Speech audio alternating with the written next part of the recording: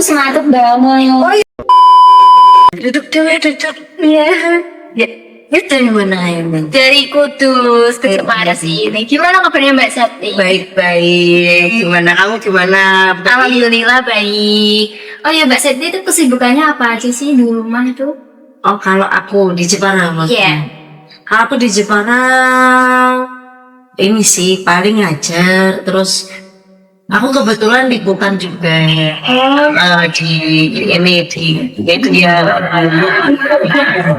Dan yang pastinya aku masih berusaha untuk continue belajar nulis. Iya. Berarti Mbak Sati itu udah lama jadi penulis. Udah sejak tahun berapa Mbak? Nah, masih aku dari dulu, dari kecil aku sudah mulai nulis sih sebenarnya. Kayak kalau dulu waktu SD aku kebetulan dapat guru yang suka memotivasi muridnya untuk baca dan nulis. Jadi kebetulan akhirnya aku bisa ikut lomba sinopsis, bikin cerpen, bikin cerkak gitu waktu SD. Terus ya berlanjut sampai sekarang. Gitu. Berarti kuliahnya itu di sastra atau apa? Bidangnya apa? Kalau aku sekarang masih menempuh kuliah di ini sastra Inggris. Sastra Inggris murni di Universitas Terbuka dan terjemahan itu. Gitu. Berarti udah beberapa banyak karya ya Mbak yang udah Mbak ciptain. Oke. Boleh disebutin nggak Mbak karyanya itu apa aja?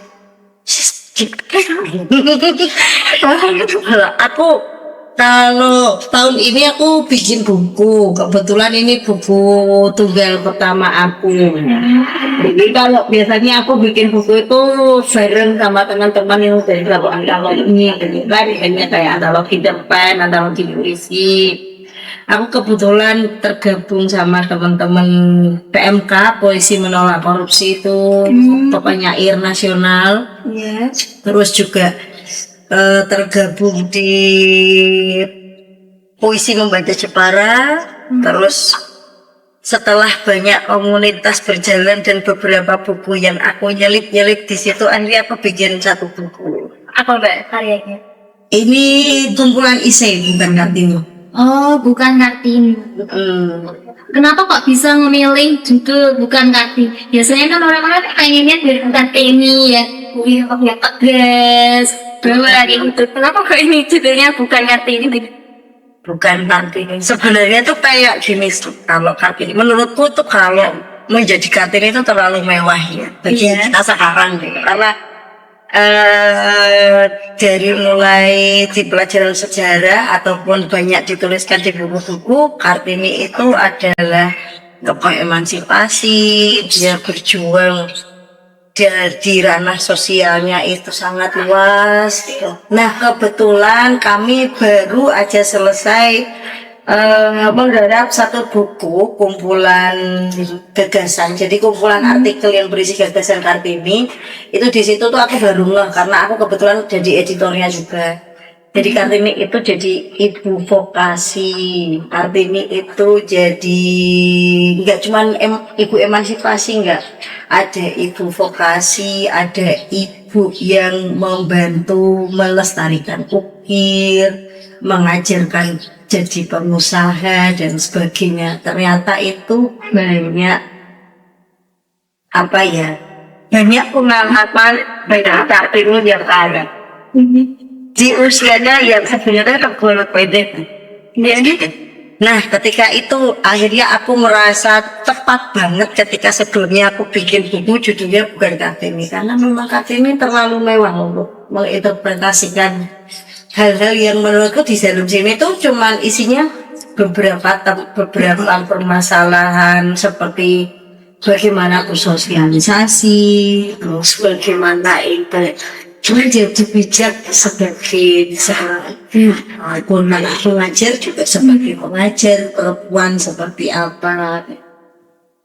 Berarti ini bukunya tuh inspiratif gitu ya Mbak bagi kaum kita. Beberapa teman-teman sih bilang begitu ya. Tapi kalau aku rasa masih perlu banyak belajar. Kalau ada teman yang sedikit masukan bilang siapa ini sekarang Jeep ini pegang sound ini. Iya nggak apa-apa, nanti jadi pemantik untuk teman tetap bikin Jeep lagi nulis. Biar yang lain juga nulis, orang bisa ada gitu, tapi maksudnya ngeles itu. Berarti emang dari dulu itu emang cita-citanya jadi penulis, Mbak? Enggak juga sih, aku ngalir. Aku sih merasa tidak terlalu pengen jadi apa-apa dari kecil, tahunya jalan gitu. Terus selain jadi penulis itu mbaknya jadi apa lagi? Kayak editor atau apa? Nah kebetulan aku editor buku di beberapa buku, termasuk kumpulan cerpen Jabrik yang punyanya Pak Arif Kilwang, terus ada kumpulan Ise Guru di kumpulan guru MA, terus habis itu juga ada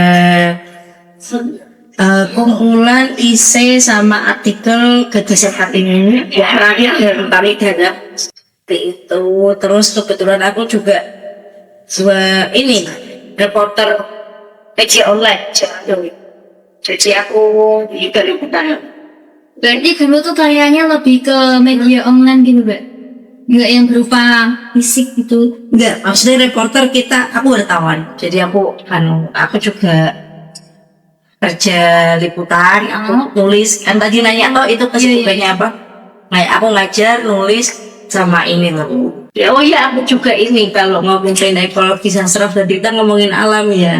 Aku juga ini aktif di PAJ, Duta Alam Jepara. Itu ngapain juga? Maksudnya kayak jadi kalau kita yang seusia kita itu kan gampangannya kayak kakak tingkat ya, yang udah lumayan tua lah gampangannya. Kita ngomong anak-anak siskala sih, kadang anak-anak di sini tuh ada kumpulan deh selama SMA. Nah didaungi juga oleh PAJ. Jadi kalau kita itu udah dibuat kayak senior yang bantuin kalau pas ada kegiatan baik. Kayak penanaman, terus ada ini, ada kayak kita sering ada acara penanaman mangrove di pinggir-pinggir pantai, terus ada erosi sama abrasi. Kita juga kadang ada penanaman juga untuk naik ke atas ke gunung gitu, di area di Jepara, kayak di Bate Alen maupun di daerah Seronggo atau mungkin daerah Tempur juga sempat. Berarti masih sampai sekarang? Masih. Itu cara bagi waktunya gimana, Mbak? Kan mbaknya juga udah punya anak juga, jadi kayak cara baginya itu gimana? Sebenarnya kalau yang berkegiatan sih sesempatnya ya, karena posisi kita juga dari keluarga nih gitu. Mungkin lebih bantu ketika support itu ketika memang sama-sama bisa. Kalau yang kayak di PAJ itu, kalau kayak yang lain bisa. Kebetulan kalau aku liputan itu khusus di event-event budaya sama event-event kepenulisan atau apa. Jadi kebetulan itu liputanku hampir bareng dengan kegiatan. Jadi itu sejalan ya, Mbak? Berarti nggak harus bagi waktu yang jalan gitu. Iya, yang penting kalau nulis itu kan kita kadang harus ngumpulin mood ya. Kalau udah kayak aku tuh kita nggak bisa nunggu mood gitu, kita harus paksa. Ini gimana nggak nulis gini. Jangan kayak gitu ya, Mbak. Iya benar, soalnya kerjaannya kayak gitu. Sama kalau setiap hari sih aku regulernya ngajar sih. Jadi punya itu kan? Aku bimbel sama privat, dari kelas sama privat. Oh iya, Mbak, selain menulis itu Mbak Septi ada hobi lain nggak? Apa ya? Paling main musik, sama hobiku nonton teater. Iya sih, Mbak, aku juga hobi kali itu.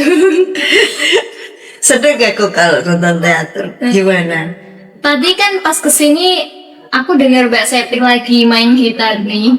Mbak Septi tuh emang suka main gitar pakai karya sendiri, maksudnya menciptakan karyanya sendiri atau nyanyiin pakai karyanya orang lain? Ya kalau aku ada sih satu lagu judulnya Ekonomi Ekologi. Jadi itu bercerita tentang bagaimana kondisi sekarang dibandingkan kondisi dulu. Jadi kalau biasanya kalau hukum alamnya itu kalau ekonominya naik pasti ekologinya itu tidak baik. Tapi kalau ketika ekologi baik sebenarnya kita bisa mencari jalan untuk ekonominya itu naik ya. Iya. Tapi kebanyakan sekarang orang itu mencari jalan pintas untuk ya tidak terlalu peduli dengan ekologi yang ada. Ya seperti itu. Sedikit kritik sosial buat pemangku kebijakan maupun buat yang punya usaha lah.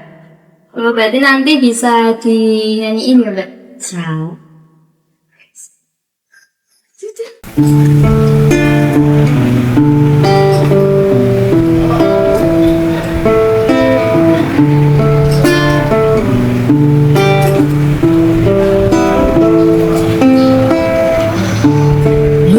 banyak tangan yang menanam pohonan menjaga bunga-bunga mekar,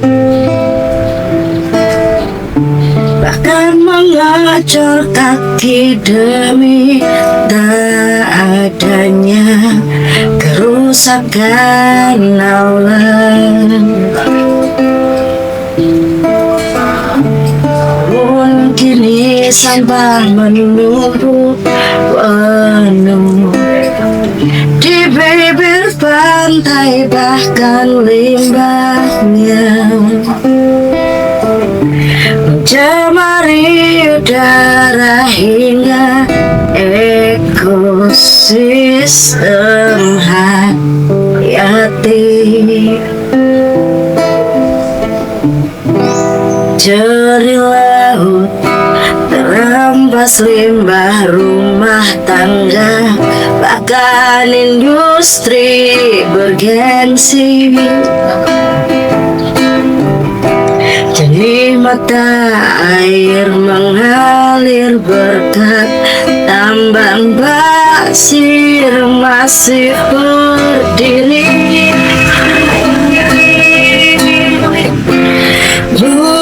Dan hanya tinggalkan jejak akar dan semak berduri. Semua atas nama berdiri.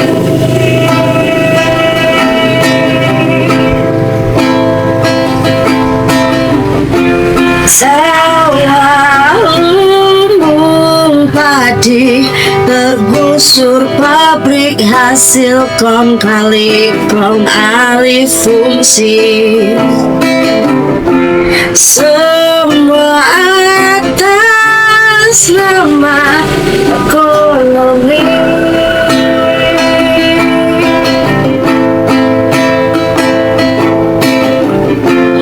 Bahkan burung yang dulu bernyanyi riang sekarang berkicau lantang.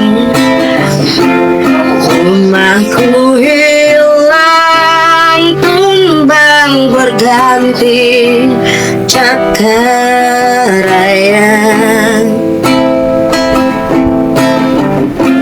Rumahku hilang tumbang berganti cakaraya.